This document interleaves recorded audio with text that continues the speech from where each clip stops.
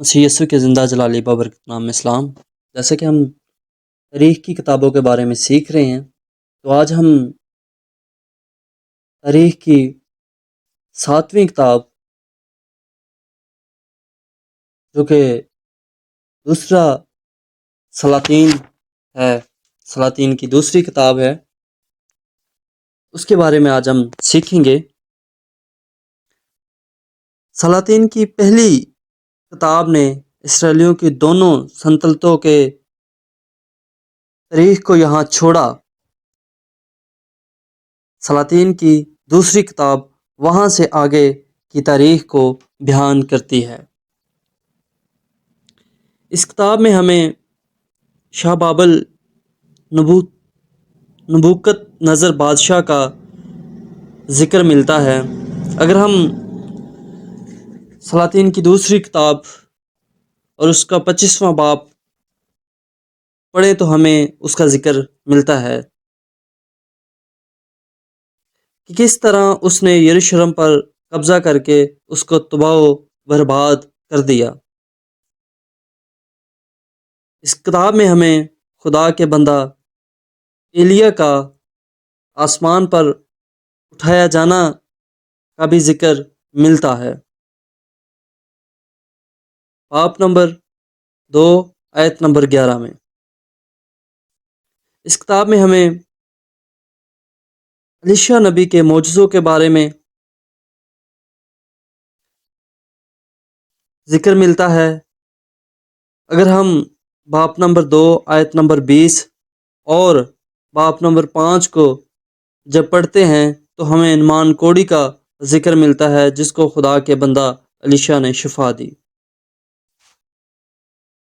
تاریخ کی 8ویں کتاب جو کہ تواریخ کی پہلی کتاب ہے۔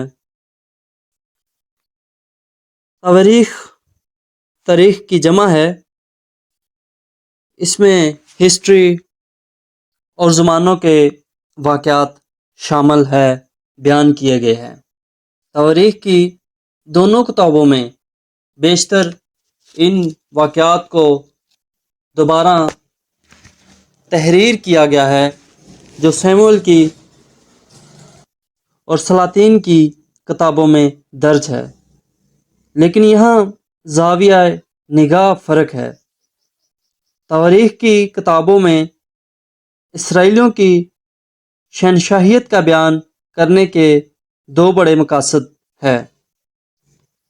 پہلا یہ ثابت کرنا ہے کہ اسرائیل اور یہودا کے سلطنتوں پر آفتوں اور تباہیوں کے باوجود خدا قوم کے ساتھ اپنے وعدوں پر قائم تھا اور انہیں پورا کر رہا تھا، اور اپنے لوگوں کے وسیلہ سے اپنے ارادے اور منصوبے پورے کر رہا تھا جو ابھی تک یہودا میں بستے تھے۔ دوسرا حصہ یروشلم کی ہیکل میں خدا کی عبادت اور پرستش کی شروعات کا بیان کرنا، خصوصاً وہاں پر کاہنوں اور لاویوں کے نظام کا بیان جن کے وسیلہ سے عبادت اور پرستش کی رسومات ادا کی جاتی تھی۔ داؤد کو ہیکل اور اس کی رسومات کا اصل بانی ظاہر کیا گیا ہے، حالانکہ ہیکل کی تعمیر سلیمان نے کی تھی۔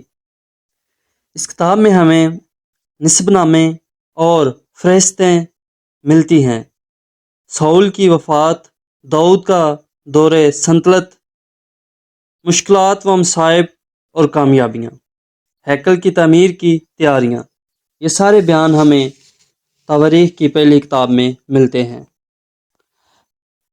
تاریخ کی 9ویں کتاب ہے دوسری تواریخ۔ تواریخ کی دوسری کتاب میں ہمیں داؤد کے بیٹے سلیمان کی اپنے خدا سے، جب اس نے خدا کے حضور قربانیاں پیش کی تو خدا اس پر ظاہر ہوا اور خدا نے اس سے پوچھا کہ بتا تمہیں میں کیا دوں، تو اس نے اپنے خدا سے اپنی حکمت اور معرفت کی دعا کی، فریاد کی، التجا کی۔ اس کا ذکر ہمیں ملتا ہے باب نمبر 1 اور آیت نمبر 8 میں۔ ہیکل کی تعمیر کے لیے تیاریاں، ہیکل کی تعمیر کا آغاز، ہیکل کی مخصوصیت اور سبا کی ملکہ کا سلیمان بادشاہ کی حکمت اور اس کی معرفت اور اس کے کیے گئے کاموں کے بارے میں سننے کے بعد اس کے ساتھ ملاقات کے ذکر ہمیں ملتا ہے۔ اس کے بعد اس کتاب میں ہمیں سلیمان کے دور حکومت کا ذکر بھی ہمیں ملتا ہے۔ تاریخ کی 10ویں کتاب کا نام ہے عزرا۔ عزرا کا مطلب مدد۔ عزرا کی کتاب تواریخ کی کتابوں کی اگلی کڑی ہے۔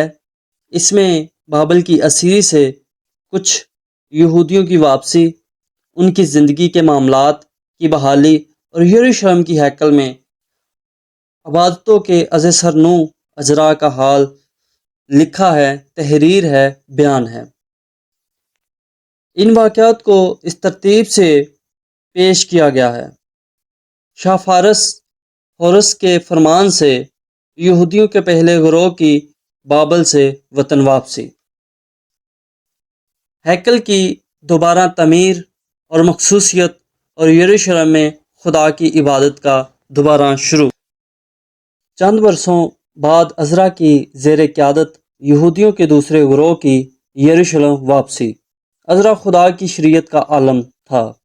اس نے مذہبی اور سماجی زندگی کے نئے سرے سے تنظیم کرنے میں لوگوں کی مدد کی تاکہ اسرائیل کا روحانی ورثہ محفوظ ہو جائے۔